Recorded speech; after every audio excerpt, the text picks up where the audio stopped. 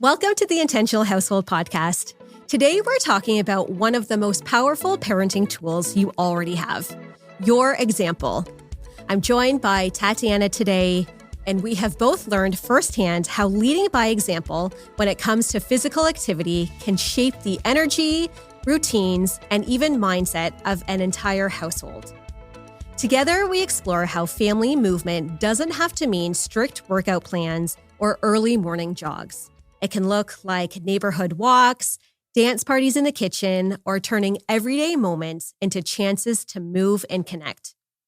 You'll walk away from this episode with realistic, sustainable ways to bring more movement into your family's life and a deeper understanding of how those small choices create lifelong habits in our kids, far beyond just physical health.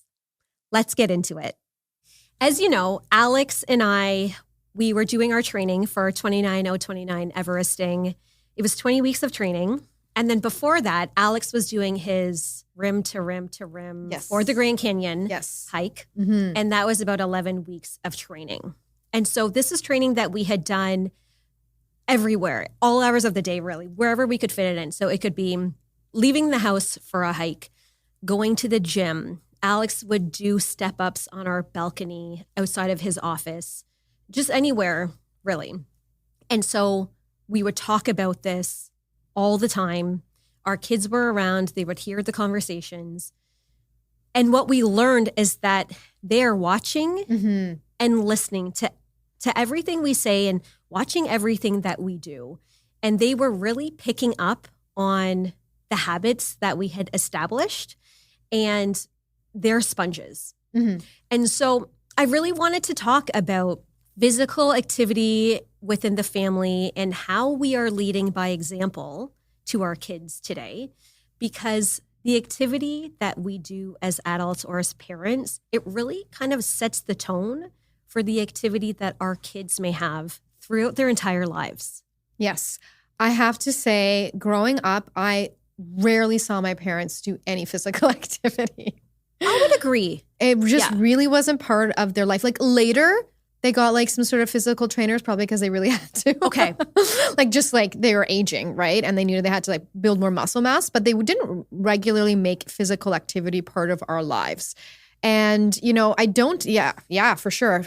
Having children of my own, I feel like that is not the way to go. No. Like it needs to be part of everyday life. It does. And your kids need to see that. They need to see it, which is a really good point. Because I find that before, both Alex and I would be working out at times where if we didn't talk about it, my kids would have no idea that we were working out because it would be after they had gone to school or before they got home, and it would be outside of the house.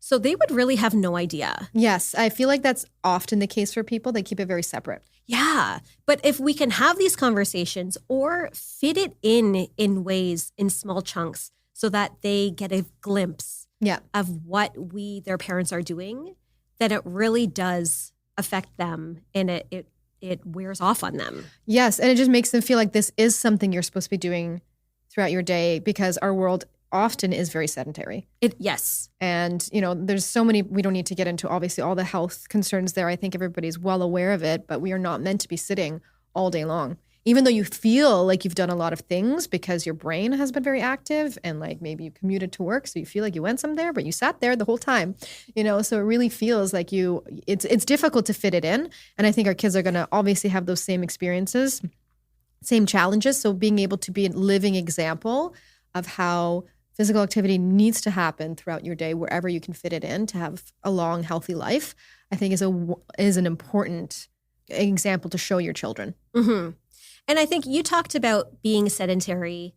I think a lot of people don't understand or they don't know the guidelines about how much activity they should be getting or how long is too long to be sitting at a time. Yes, I think people are somewhat trying to grasp that. Like you keep hearing this, you need 10,000 steps, you need all these things, but they're just like, okay, this is, I guess, what I need to have, you know, but they're not, I don't know if like you said, it's not really made very clear. It obviously depends on how sedentary your day is. I don't know if there's a one size fits all, but yeah, what do you think the guidelines would be? Well, there are some guidelines Okay. that I am going to communicate. And so these are the Canadian 24-hour movement guidelines. So let's talk about children. So I'm talking about children as young as 1 up to 4 years of age. So we're talking about at least 180 minutes. So that's 3 hours of physical activity spread throughout the day. By physical activity, I mean energetic play. Running around. Tags, right? Something That like that. counts. Yeah. Anything like that, so that they aren't sitting at home indoors watching a screen or anything else. So just any sort of energetic play. Children 5 years to 17, it's 60 minutes a day of moderate to vigorous activity, plus muscle and bone strengthening 3 times a week. And so if you think about it, I mean, on the weekend, like at school, Yes. they get their physical activity. That is a part of the curriculum. Yes. But say, the weekend comes. If they're in sports, Yeah. that's why like sports activities are very important because they Yes. will be getting it there for sure. It's the concern is like when they stop and they go into high school, and if they choose to stop some of their sports, then they really it's really reduced how much physical activity they're getting because they're not getting recess anymore. And if they've chosen to stop some of their sports teams, though that amount of activity really comes to a screeching halt. And that's when you have to depend on healthy habits. Yes. So it's teaching them with their children to understand that this is like, you need to always have this amount. Like right now, you get this because at school, which is exactly what is required, which is what you need. But when you're out on your own in high school already, which is like, they're still like half kids, 14 years old, they need to be able to rely on themselves to get that sort of activity in. Yeah. And then it gets even worse in university. Yes. So establishing these healthy habits very early on so that it is just a part of everyday life, which is the easiest way to get it in. And we'll talk about kind of strategies on how that can be incorporated. But doing that so that they don't reach, say, 14 and it suddenly feels like a chore because they've never, beyond the structured activities, they haven't done anything else. Exactly. And so really making it a part of everyday life. So so that's 60 minutes a day. So let's just say you have kids who aren't in sports on the weekend, then really being mindful, like you want to get out with them, do something. And this starts as young as 5. So really starting when they're young to get them out so that they have the 60 minutes a day. And then for adults, this is age 18 to 64. This is 150 minutes per week of moderate to vigorous activity, plus strength training 2 times a week, which we ladies who are 40 plus need to have it. Know that that's almost like seems like light to me. Yeah. Yes. So 2 times a week of strength training is minimum. And this is really to help our bones 100%. Once you hit strong. 40, like you can tell like the strength, like it is a lot more difficult to maintain that muscle mass. And just, and you need it for everything, your metabolism, like keeping yourself feeling good about your body shape and like your physical energy and all of that. You need to have that muscle mass. So definitely need to. And again, you don't want it to feel like a chore. It's just part of life. Yes. Like brushing your teeth. If you've ever thought, why do I keep reacting like that? Or why do I get so annoyed? You're not alone. That's where the Print Survey comes in. The Print Survey helps you understand your unconscious motivators, the hidden why behind your behavior. It's one of the most powerful self-awareness tools we use at Intentional Household, especially when helping families and household support work together within the household. You'll uncover what motivates you, what derails you, and how to parent and partner with more empathy and ease. Take your Print Survey and start showing up with intention. Email us at info@intentionalhousehold.com to get started. So how can you just weave it into life so that it doesn't feel like a chore?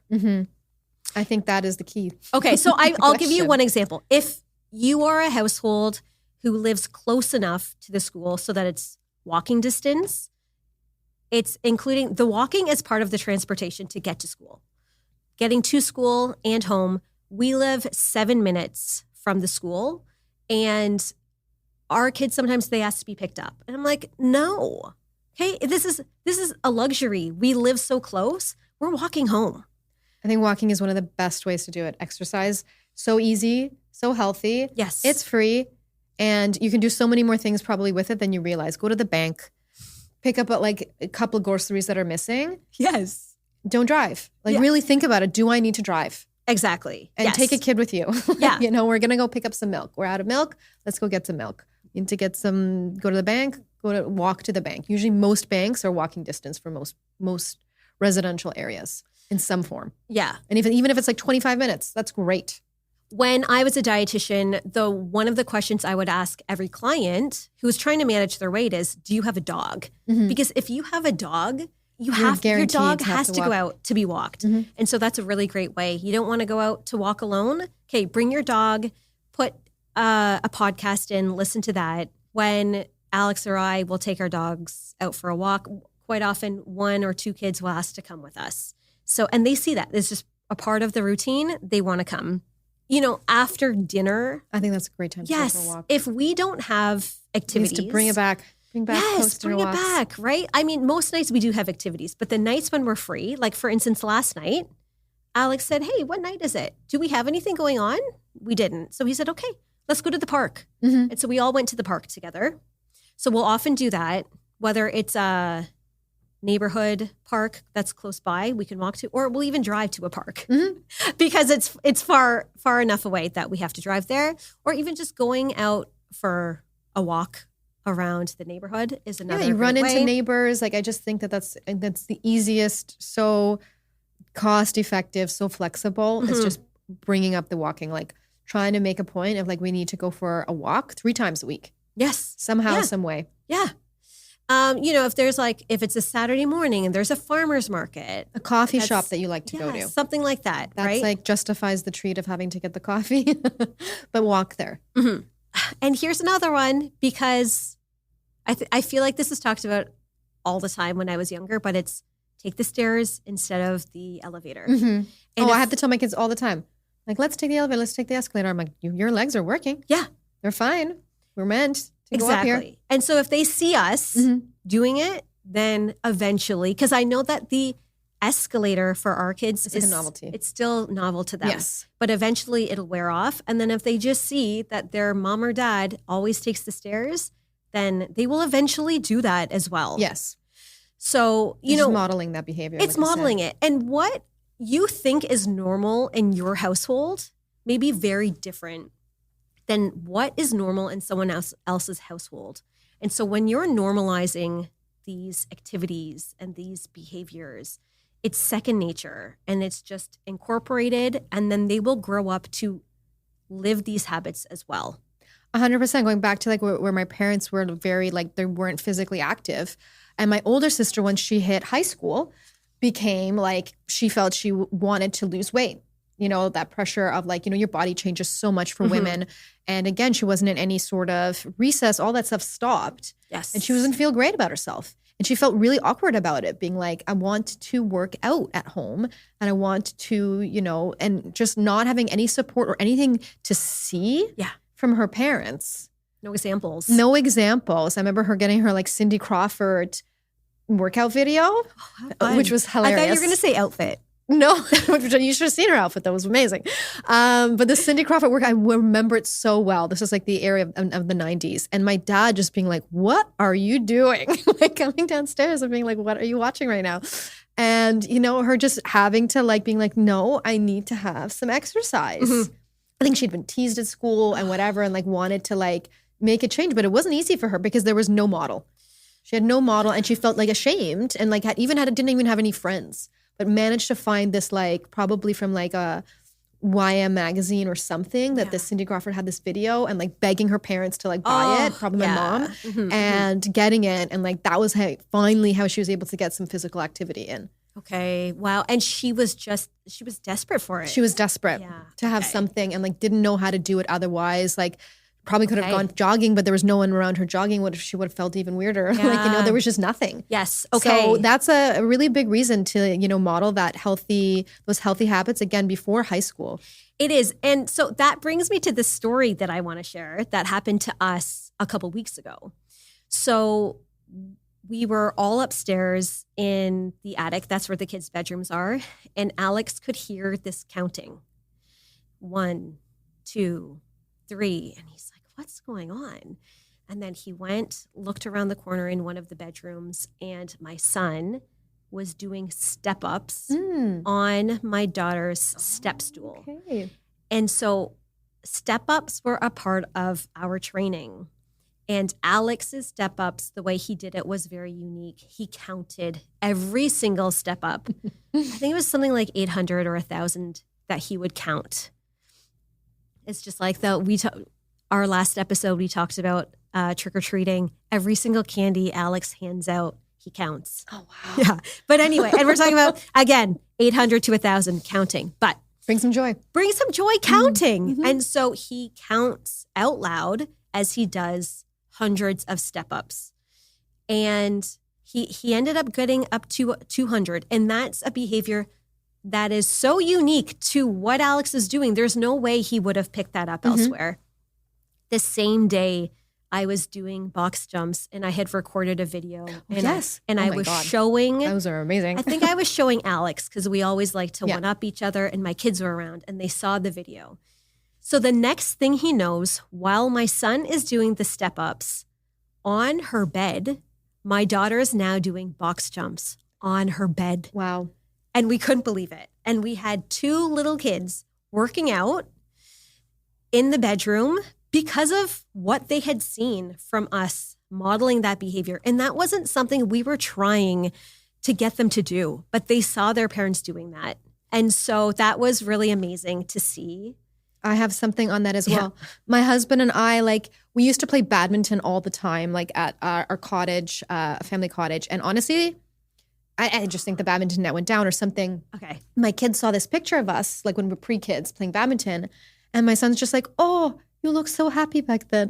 Wow. And I just realized that we don't do sports play enough in front of them. Again, our workouts are very separate. I like to work out in the morning before all the kids stuff. So they don't, like you're saying, they don't see it. Yeah. So they didn't see us having fun playing sports in front of them.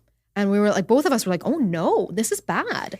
We need to start playing in front of the kids more. Yeah. And having some fun, competitive sports. And when we do, they are into it and they're playing badminton. And it's immediate, like you said. As soon as they see it, they want in and they will do those things. Yes. And it took that to remind us that it's been years, 10 years since we played badminton together. Yeah. And then in front of our kids. And I bet you were having so much fun. Yes, Yeah, absolutely. okay. And then back to, again, my sister who she had to break and try to get exercise into the house. But then when I was a teenager, it was no big deal for me. Yeah. Okay. Because I'd been seeing my sister doing it. It was an Yes. easy thing to this is how Manya works out, my older sister. I should be doing it too. And it was just an easier, so you just need to have those examples in front of you. Yes. One of the other things that I wanted to include is we talked about going to the park in the evening or going for a walk. When it was cross-country season or track season, there was an expectation that kids practice outside of school. And so our family, we would go to the track and my daughter would run around. Alex or I would run with her. We would challenge one another. The boys would bring their bikes and we would all just run or bike around the track. That's great. And then even when the season was done, we still will go to a park and we will race one another from tree to tree. And it's just a fun way to bring some competition to the family. And now everyone's kind of involved in racing one another. And again, you're getting that exercise that, doesn't feel like it. It's just fun. It's probably as effective, you running back and forth, racing each other is probably as effective as a HIIT workout is, right? And people are struggling to try to get those in, and being oh, I got to get my workout in. But meanwhile, if you just do it as play and fun, then you don't even notice that you're doing it and it's going to be as effective. If you love the ideas we share here, come join the conversation over at Instagram. Follow us at Intentional Household for more tips, behind-the-scenes moments, and practical tools to help your family thrive with less chaos and more calm. And that brings me to this point that I wanted to say, and it's kind of the badminton and you and Adam playing and enjoying yourselves. If adults can find an activity or a sport that they love doing, and as you know, I love playing tennis. It brings me so much joy, and I certainly feel my heart rate working. It is a workout. Oh, yeah. But because I'm just having so much fun, I'm not focused on it being challenging or it's not bothering me. Do I love working out? No, I don't. It doesn't bring me as much joy as when I'm playing tennis and just having so much fun. And so that is just another way if individuals want to bring in some more activity that's beyond hitting a number of calories. Yeah, exactly. Like expelling calories and being like, oh, I need to run for an hour. I need to do this. It's just going through the motions. Yes, right. But maybe you don't enjoy it. That the next step would be thinking of an activity, whether it's something that is new to you, establishing it, or reflecting on activities you've done or sports you've done in your past when you were a teenager, those sports you enjoyed engaging in, and bringing it back. Yeah, I think it's just like rephrasing it as just like physical play. Yes. Like even if those guidelines, like the requirement is like physical play. Like, have you gone outside to play today? Like, it's funny how, like I said, it's like after grade school, that stops, like even in the teen's head or preteen, like that's just like no more. Yep. You're not playing outside anymore. You're not getting recess. You can't go outside to play. Like that word just disappears after the age of 13. Yeah. And it's like, maybe it shouldn't. Maybe it should be brought back. And like, so that again, you look at physical activity as enjoyable and playful and putting in those things that did bring you joy and play rather than just ticking a box. Yeah. But you don't really into it that much. Because play is really lifelong and it's really a mindset. It is. Like, again, like playing with my husband, with the kids all together is a very different view on how I'm experiencing it and like a different sense of joy rather than us just being like, gotta get our workout in. Again, separate, siloed completely and just like, not bring it in front of the kids. What I've noticed now, because like I said, Alex and I were fitting in our workouts wherever we could. And I was doing a lot of it in the morning. And so now, for instance, this morning I didn't work out. And my son woke up about 10 minutes after me. And he said to me, what are you doing this morning? Are you going for a hike? Are you going to work out? Are you going to play tennis? And I said, no, I'm staying at home. And he said, okay. They don't like when we do, but they know that that is just a part of the routine. It's just 100% that they will grow up to be adults that expect that too. Like if they do just like, this is part of what you should be doing, it'll be so much easier. Again, like they won't have to like fight like my older sister wanting to try to get some physical activity and it'll just be like, I'm supposed to. I need to do this in a fun way though. Like where is the fun? Where is the play in my day today? And I think that we all need to do that a little bit more. Yeah, we do. And kind of on the note of your sister, or as teens age and they lose or they drop the physical activity that they were previously engaging in, and maybe there's some weight gain. If the family activity has already been established, it would be so much easier for, let's just say it was my daughter, it would be so much easier for me to say to my daughter, hey, like, let's go out and do this. Let's go out and play tennis together, or let's go out and go for a walk, or let's go out and go for a hike. It would be so much easier to do that, to get the steps in and the activity to help with weight management, rather than these are brand new concepts that they all of a sudden have to, and then they feel bad. And then they feel bad and it's much more challenging. And then as the parent who doesn't engage in activity to say like, you know, maybe you want to do some activity. And they're kind of like, what? I know. I just want to stay home like this. Or they're just like, oh, great. My mom also thinks I'm fat. Yes, right? Like they can read between a lot the of lines, times, they can sense it. Yeah, and then the puberty phase, remember, it's like before they get a big growth spurt, it's often there's weight gain that happens first, which is totally normal. Yes. But you're having at this weird phase where they just feel very self-conscious already. So just, 100% being able to give them the outlet of having physical activity, which they should have anyways, but in particular in this time.